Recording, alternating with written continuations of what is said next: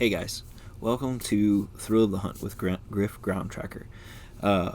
This is one of our new podcasts that we're going to be trying to do here at Paladin's Maledict, and we're not voice actors. We're going to try something here though, and we hope you enjoy it. But the main reason why we started this whole particular podcast, the Thrill of the Hunt with Griff, Groundtracker, is because we are hunters and we care about conservation.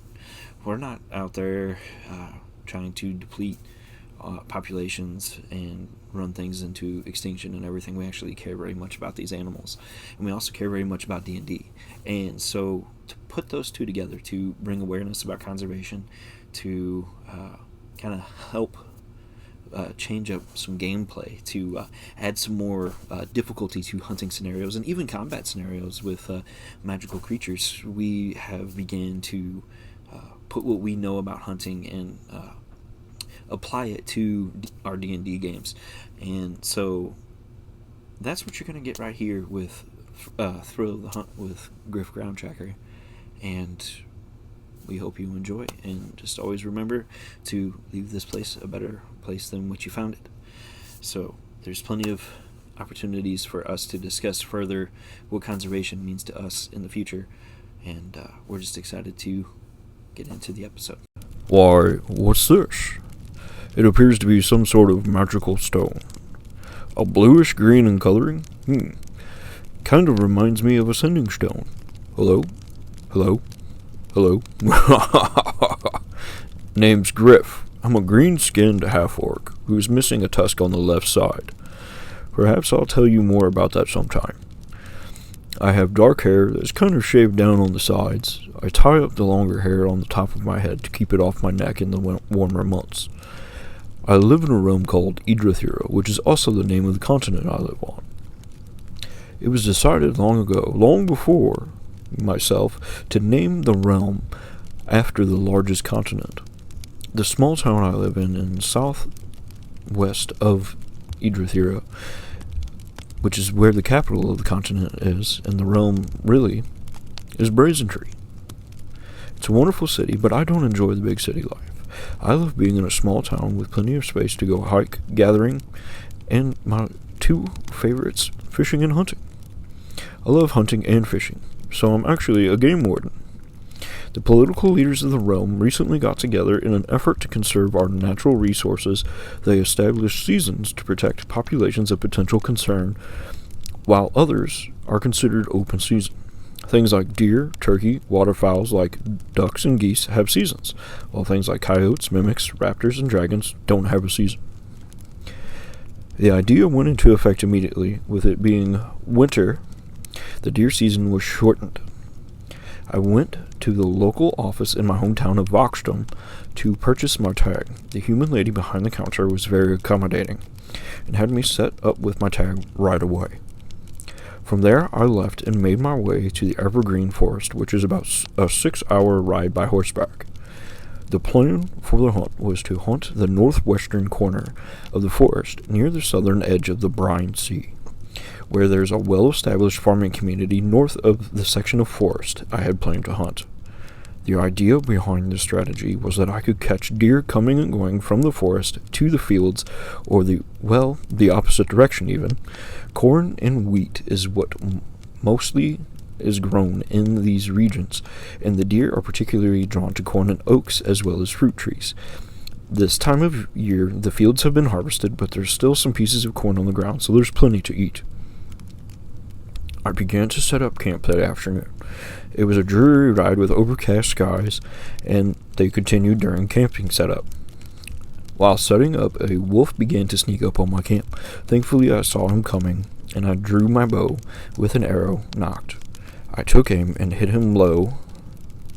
This slowed him down, so I nocked another arrow, and this time hit him in the vitals. I quickly began to process this wolf and started to cook a tenderloin over the fire. When I first began to set up camp is whenever I built this fire. I finished processing the meat and put it in my bag of colding in separate sacks for possibly selling, along with setting aside the hide to either make a coat out of or sell it as well.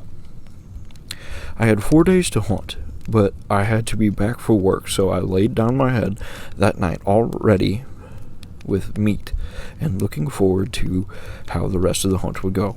While the wolf was alone, it's a predator, and a staple in a wolf's diet is venison, which is deer. I chose this evergreen forest because of its deer population, and this was a great indicator that I had made a great choice for this trip, and I was very excited.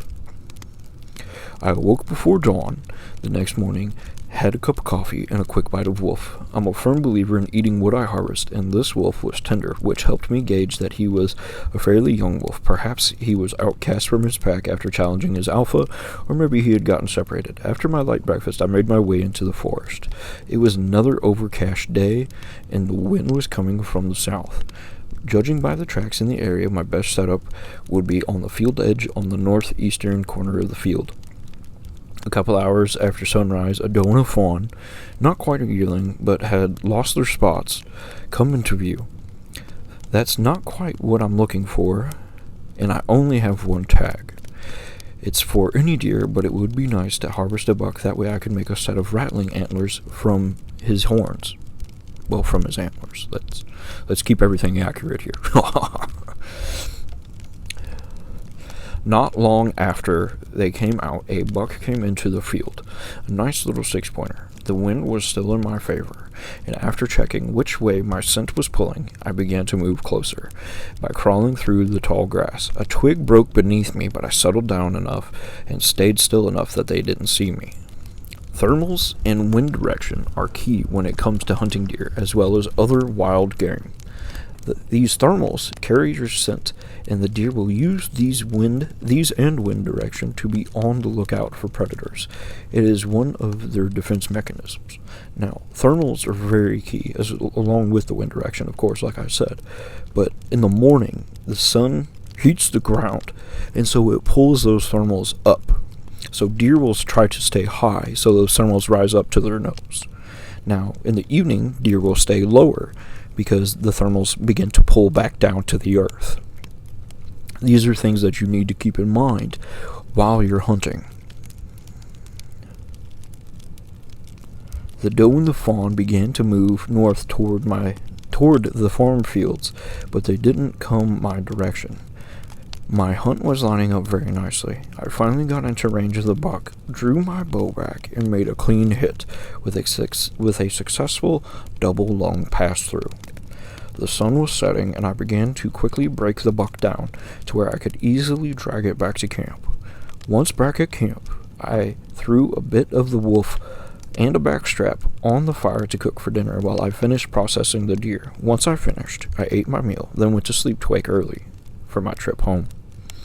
Once back in town, I returned my horse and sold off some of the meat and furs for some coin to help fund for my next trip, which I hope that you'll be around to hear next time, because my next trip is going to be to the Frostlands to hunt snow geese, and I'm extremely looking forward to it because I get to try out something new, and hunting snow geese is just a lot of fun. It's quick, it's fast-paced, and it's just one of the best things that I get to hunt all year. So I'm really looking forward to it. It's not like anything else. Definitely worth listening to. Thank you so much, friend, for listening to me ramble a little bit about hunting, and may your days be bright. Till next time, friend.